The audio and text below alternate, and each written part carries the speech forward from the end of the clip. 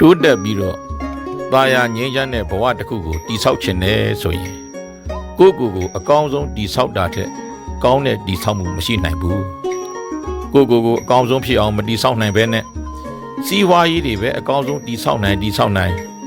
မိသားစုအရေးတွေလူမှုအရေးတွေ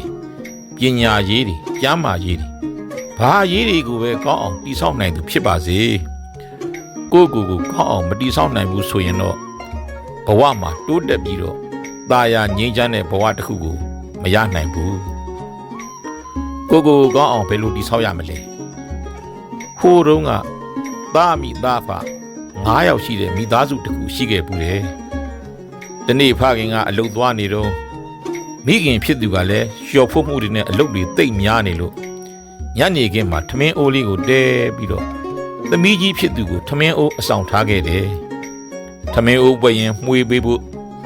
ပြည့်ရင်ဆန်လုံးလေးတွေကိုနတ်မနက်စမ်းကြည့်ဖို့နတ်ပြီဆိုလို့ရှိရင်ရေတွေငှဲ့ပြဖို့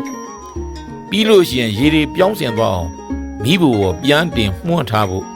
အစစမှားပြီးတော့မိခင်ကအခြားအရေးကြီးတဲ့အလုပ်တွေကိုလုပ်နေတာမို့သမီးကြီးကလည်းမိခင်ခိုင်းတဲ့အတိုင်းလုပ်ပေမဲ့ရေငှဲ့ပြီးလို့မိဘကိုပြန်မှွန်းတဲ့အခါမိတွေများပြီးထားတာကြာသွားတော့ထမင်းတွေအောက်ပိုင်းကတူးကုန်တာပေါ့ပြန်ချက်ဖို့လည်းအချိန်မရှိတော့တာနဲ့ဒီအတိုင်းပဲဖခင်စုမှာကြောက်နဲ့မိသားစု၄ဦးမှာတဦးမျက်နှာတဦးကြည့်ပြီးတော့စိုးရိမ်စိတ်တွေနဲ့နေခဲ့ကြတယ်ထမင်းကလည်းမိသားစု9ယောက်စာအတိအကျချက်ထားတာမို့ထမင်းစားတဲ့အချိန်ဖခင်ဖြစ်သူကရိုက်များရိုက်လေးမလားအမေဖြစ်သူကိုစုများစုလေးမလားစိတ်တွေဆိုးပြီးထမင်းမစားပဲထသွားမလားတော်တွေကမောမောပန်းပန်းနဲ့အလုတ်ပြန်လာတဲ့ဖခင်ကိုအားလုံးကစိုးရိမ်ထိတ်လန့်ပြီးတော့အရေးတကြီးနေခဲ့ကြတယ်ညမိသားစုစုံစုံညီညီထမင်းဝိုင်းထိုင်ကြတော့တယောက်မျက်နှာတယောက်ကြည့်ပြီးနေတာကိုဖခင်ဖြစ်သူကလည်းရိပ်မိလာတယ်မိခင်ဖြစ်သူကလည်းတူးနေတဲ့ထမင်းကြိုးတွေကိုသူနဲ့သမီးအကြီးမနဲ့မျှစားမယ်ဆိုတဲ့စိတ်နဲ့သူတို့ပကံနဲ့ထဲ့နေတာမြင်တော့ဖခင်ဖြစ်သူကအဲ့ဒီထမင်းကြိုးတွေငါပကံနဲ့ထဲ့ပါဟာငါကကြိုးကိုကြိုက်တယ်ဆိုပြီးသူ့ပကံနဲ့ထဲ့ပြီးငြိမ်ငြိမ်ကြီးစားသွားတဲ့ထမင်းဝိုင်းမှာကြားနေခဲ့တဲ့မိသားစုတွေခမညာကြည်နူးခြင်းတွေဝမ်းနဲ့ဝမ်းသာခြင်းတွေခံစားနေကြရတယ်ညအိယာဝင်တဲ့အခါမှာတော့သမီးအကြီးမကဖခင်နာသွားပြီးတော့အဖေကတကယ်ထမင်းကြိုးတွေကိုကြိုက်တာလားယင်လို့မေးခဲ့တယ်ဒီခါမှာဖခင်ဖြစ်သူက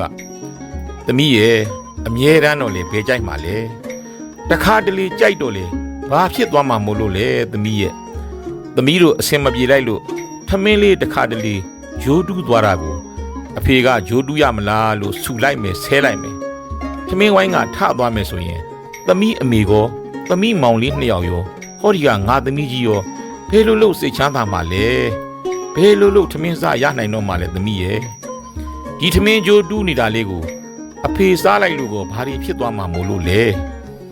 အဖေသာထမင်းဂျိုးတူးရမလားဆိုပြီးတော့ဆူတာဆဲတာငေါက်တာငန်းတာတွေလုပ်ရင်အဖေတို့မိသားစုအားလုံးစိတ်ဆင်းရဲကိုယ်ဆင်းရဲတွေဖြစ်ကုန်မှာပေါ့တကယ်တော့ထမင်းဂျိုးတူးလေးတာလေးတစ်ခုကြောင့်မိသားစုအားလုံးဆင်းရဲကုန်ရတယ်ဆိုရင်မတန်ပါဘူးသမီးရဲ့အခုအဖေဂျိုးတူးတဲ့ထမင်းလေးစားလိုက်လို့လဲဘာမှဖြစ်မသွားဘူးပြဿနာဆိုတာပုံချဲ့ရင်ချဲ့တယ်လို့ကြဲတယ်သမီး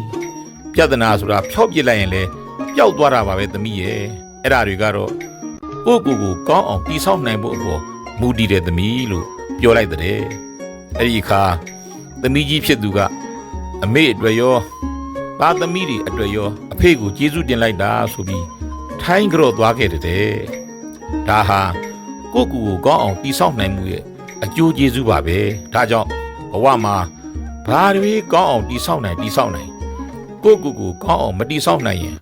ဘဝမှာကိုယ့်ကိုယ်ကိုလည်းဘယ်တော့မှမငြိမ်ချမ်းနိုင်ဘူးကိုယ်ဝန်းကျင်ကိုလည်းမငြိမ်ချမ်းစေနိုင်ဘူး